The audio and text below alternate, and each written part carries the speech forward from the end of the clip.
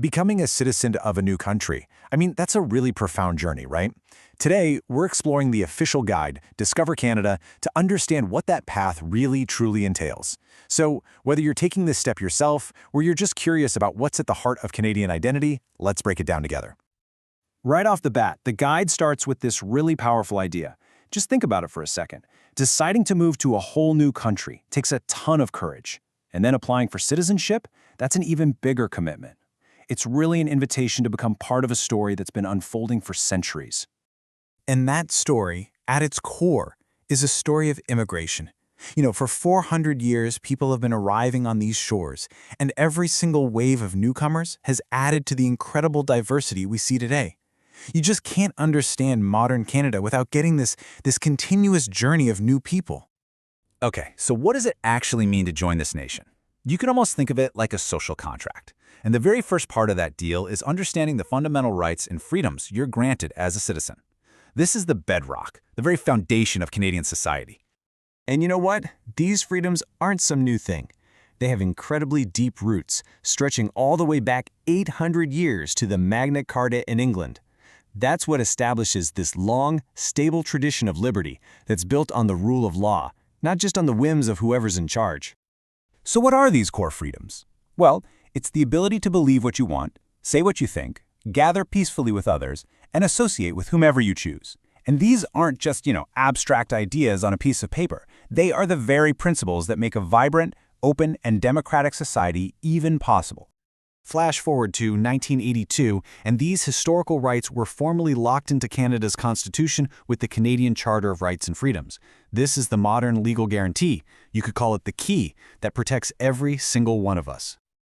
And the Charter goes even further, spelling out rights that really define modern Canada. It means you can live and work anywhere in the country. It specifically guarantees the rights of Aboriginal peoples. It establishes that both English and French have equal status as official languages. And this is a big one. It enshrines multiculturalism as a core part of what it means to be Canadian. This really gets to the heart of multiculturalism. It's not just some policy, it is a celebrated reality. The guide puts it so well, saying Canadians celebrate the gift of one another's presence and work hard to respect pluralism and live in harmony. That's a pretty beautiful way to put it. All right, so now for the other side of that social contract we talked about. Because with all these incredible rights come some equally important responsibilities. This is how citizens actively contribute to and strengthen the entire country. And this just shows that being a citizen is an active role, right? It means upholding the rule of law, where absolutely everyone is treated equally. It means being responsible for yourself and for your family. And it means participating directly in our society, both in the justice system by serving on a jury and in our democracy by voting. When you put them side by side like this, you can see how these two things balance each other out perfectly. Your right to freedom of expression is balanced by your responsibility to vote. Your right to a fair trial is upheld by your responsibility to serve on a jury. They're basically two sides of the same coin, and they work together to create a society that's both free and ordered. And all of this, it all leads to the most symbolic and powerful moment of the entire process, taking the oath of citizenship. This is it. This is the formal promise you make, the absolute climax of the journey. Now, to really get the wording of the oath, you first have to understand that Canada is a constitutional monarchy. What does that mean? It means the sovereign, the king or queen, is our head of state, but the actual power to govern rests with the democratic government. And that distinction is really, really key. So what makes this so unique is that unlike in some countries where you might swear allegiance to a flag or a constitution, in Canada, you swear it to a person, the sovereign, who serves as the living symbol of the country. As the guide puts it, Canada is personified by the sovereign, just as the sovereign is personified by Canada. It's a pretty deep concept. So here it is, the oath itself. Every single word in here has been carefully chosen, and it carries immense weight. So let's actually break down exactly what this promise means, piece by piece. First up, you promise loyalty to the Queen, who, like we just said, is the personal symbol of Canada. It's a commitment to the country, but it's made through its symbolic head of state.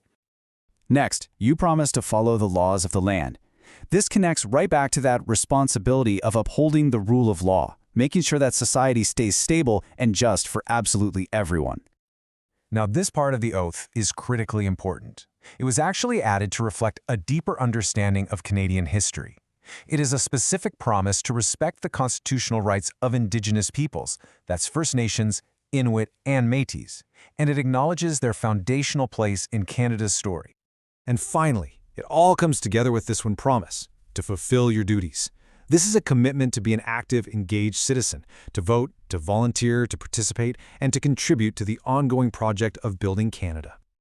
So, after all the studying, all the preparation, how does this journey officially wrap up? Let's take a look at the final steps that turn an applicant into a full-fledged citizen. It's a really clear and meaningful sequence of events. First, you show your knowledge by passing the test. Then, you get invited to a ceremony, which is this really cool public moment of celebration. It's right there that you take that solemn oath we just talked about. And finally, you receive your certificate, the official document of your new status. And the whole journey culminates in these powerful symbols, like the Canadian passport. I mean, this document isn't just for travel, right? It's a tangible representation of your new identity, of your rights, your responsibilities, and your membership in the Canadian family. And so, as we wrap up this look at the official guide, we're left with this question.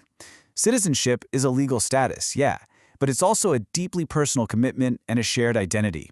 For those who've made this journey, and for those of us who are born into it, it's a question that's really worth thinking about as we all continue to write the story of Canada together.